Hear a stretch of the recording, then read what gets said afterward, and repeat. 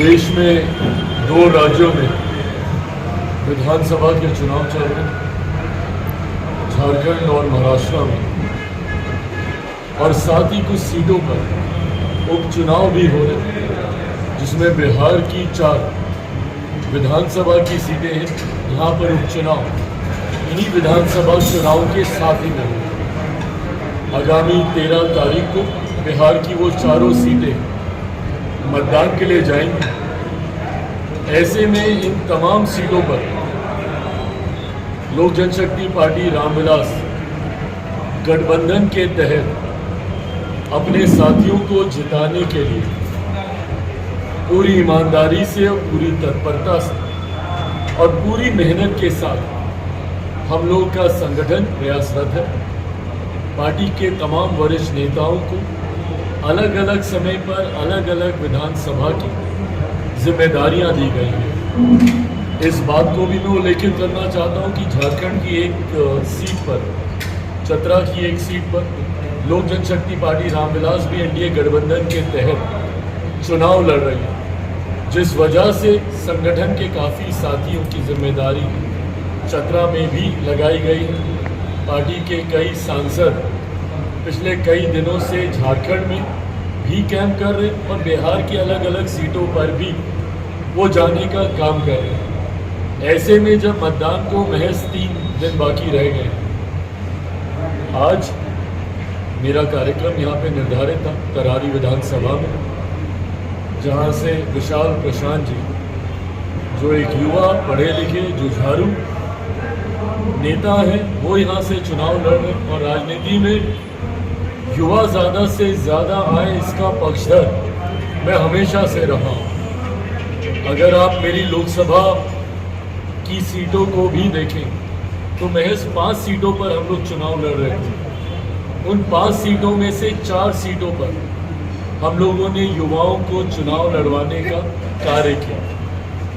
मैंने हमेशा इस बात को कहा है कि एक मेरा भी एमवाई समीकरण है, जहाँ पे कुछ लोग हमारे राज्य को जातीयता में, सांप्रदायिकता में बांटने का प्रयास करते हैं, वही मेरी सोच अलग है। जहाँ कुछ लोग एमवाई समीकरण बनाकर सांप्रदायिकता को और जातीयता को बढ़ावा देना चाहते हैं, वही मेरे एमवाई समीकरण में महिलाएं और युवा हैं, मैं उनको बढ़ावा देना चाहता हूँ। लोकसभा में सीमित सीटों पर उस वक्त मैं चुनाव लड़ रहा था, महज 5 सीटों पर उनमें से जहाँ एक तरफ मैंने 5 में से 4 युवाओं को चुनाव लड़वाने का काम किया, तो वहीं 2 महिलाओं को भी मैंने चुनाव लड़वाने का काम किया।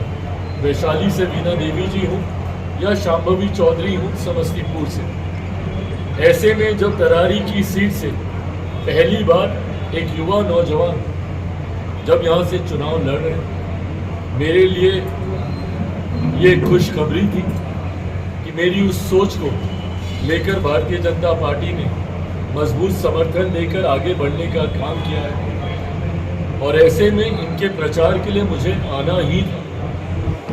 और न सिर्फ विशाल मेरे छोटे भाई हैं, बल्कि लोगों में इतने कम समय में जो लोकप्रियता इन्होंने हासिल की है, ये इनके मेहनत का भी परिचय देता है। ये दर्शाता है कि इन्होंने कम समय में लोगों के बीच दिन रात एक कर गठबंधन की सोच, हमारे प्रधानमंत्री आदरणीय नरेंद्र मोदी जी की सोच, हमारे मुख्यमंत्री आदरणीय नीतीश कुमार जी की सोच को जनता तक इन्होंने लेके जाने का कार्य किया है।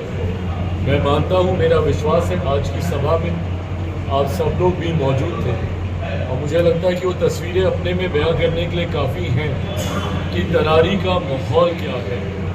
माहौल तो खैर बहरहाल अगर मैं कहूँ तो चारों सीटों पर एनडीए के पक्ष का है और दोनों विधानसभा में भी, झारखंड और महाराष्ट्र में भी एनडीए की सरकार बनने जा रही है, उसमें भी कहीं कोई संदेह नहीं है। पर विशेषतः अगर आज भी मैं तरारी का अगर मैं जिक्र करूं तो मैं मानता हूं कि जिस मजबूती के साथ इनको समाज के हर वर्ग, हर जाति के लोगों का, जात पात धर्म मजहब से उठकर एक युवा होने के नाते जिन तरीके से विशाल जी को समर्थन मिल रहा है, मैं मानता हूं ये एक बड़ी जीत की ओर विशाल यहाँ से अग्रसर हो रहे हैं।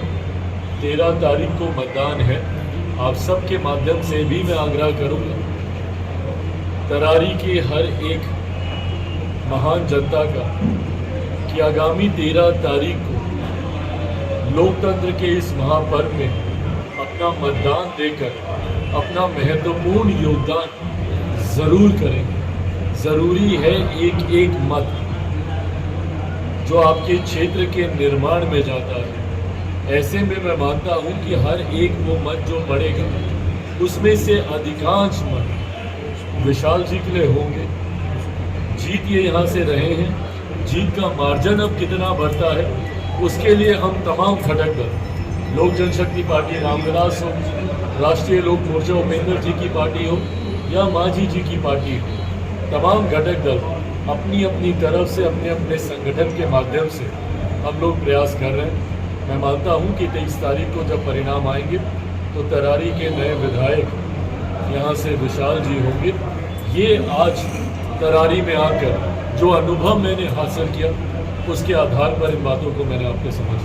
पहली बात तो लोकतंत्र में सहमति असहमति की गुंजाइश हमेशा बनी रहती है और वो खूबसूरत लोकतंत्र की तस्वीर को दर्शाता है। जब पक्ष और विपक्ष में अलग अलग विषयों को लेकर मतभेद हो, उनको लेकर संवाद होता है और अपनी अपनी बातों को जनता के बीच रखा जाता है। अंतोगत्वा जनता फैसला लेती है। पर लोगों को इस तरीके से डराना और धमकाना, मैं इस शब्द का इस्तेमाल करूंगा, लाठी से पीटे जाना, ये धमकी है।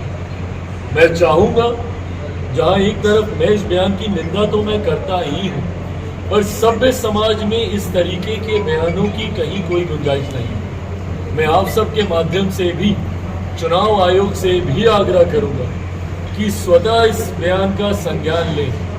विपक्ष की आदत बन गई है लोगों को डराकर उनका वोट हासिल करना। लोकसभा के चुनाव में भी डराया ही जा रहा था, क्या कहकर कि संविधान समाप्त हो जाएगा, लोकतंत्र की हत्या कर दी जाएगी, आरक्षण समाप्त कर दिया जाएगा। आज लगभग 5 साढ़े 5 महीने होने को आए हैं। केंद्र में मौजूदा प्रधानमंत्री आदरणीय नरेंद्र मोदी जी के नेतृत्व में तीसरी बार एनडीए की सरकार को बने हुए कौन सा आरक्षण समाप्त कर दिया गया या कौन से संविधान की हत्या कर दी गई या कहां पर लोकतंत्र को समाप्त कर दिया गया? जवाब दें विपक्ष के लोग। पूरा चुनाव लोकसभा का ये लोगों को यही कह कर डराते रहे और अब ये डराने का एक नया तरीका जो कि कतई बर्दाश्त नहीं किया जा सकता। लोकतंत्र में अगर पिटाई की बात करेंगे, लाठी चलाने की बात करेंगे तो बिहार की जनता भी ये सुन रही है और आप पुनः उसी दौर की याद दिलाते हैं जिस दौर के लिए आपकी पार्टी के नेता जाने जाते हैं। जंगल राज का नाम आपकी इन्हीं हरकतों की वजह से पड़ा, जहां पर आप मासूमों के ऊपर लाठियां चलाते थे, दुकानों को लुटवाने का काम किया जाता था, रातों रात शोरूम से गाड़ियां निकाली जाती थी, ज्वेलर्स के यहाँ से, सुनारों के यहाँ से उनके गहने लूट लिए जाते थे। वो दौर 90 के दशक से हर वो व्यक्ति जो गुजरा है, मैं गुजरा हूँ भैया। 80 के दशक का मेरा जन्म है।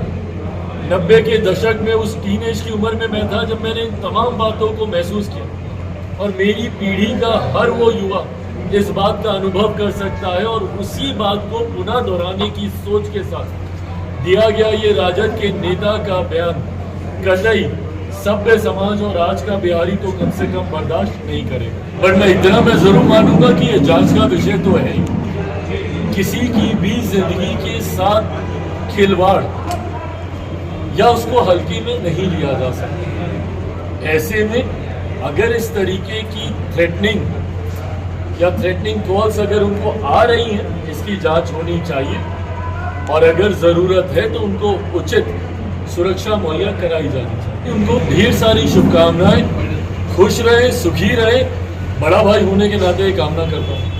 राजनीतिक सलाह भी देना चाहेंगे कुछ? अरे प्रभु, वो जिस परिवार से आते हैं उनके पास घर में ही ऐसे लोग हैं जो उनको अच्छी सलाह दे सकते हैं। मैं सिर्फ उनको शुभकामनाएं देता हूँ। जिस तरीके से दुनिया के अलग अलग देशों में ये कट्टरपंथी सोच हावी होते हुए वहाँ के अल्पसंख्यक समाज के लोग, जिसमें मुख्यतः हिंदू समाज के लोग हैं, जिस तरीके से उनको टारगेट किया जा रहा है, जिस तरीके से उनको निशाना बनाया जा रहा है, ये बेहद चिंता का विषय है।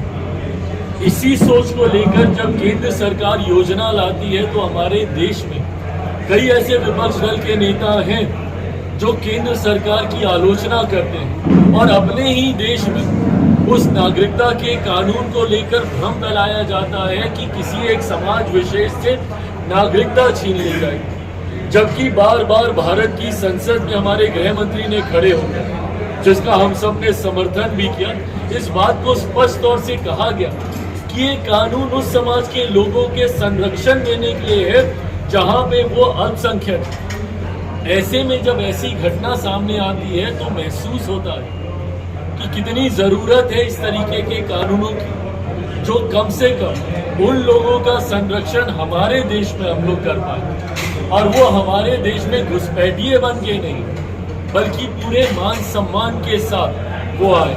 अलग अलग देशों में कनाडा भी उसका एक उदाहरण है, जहां पर इस तरीके के हमले हाल फिलहाल के दिनों में देखे गए। इस तरीके की सोच को भारत कतई बर्दाश्त नहीं करेगा, और मुझे लगता है मेरे प्रधानमंत्री आदरणीय नरेंद्र मोदी जी पूरी तरीके से सक्षम है इस विषय को सुलझाने के लिए।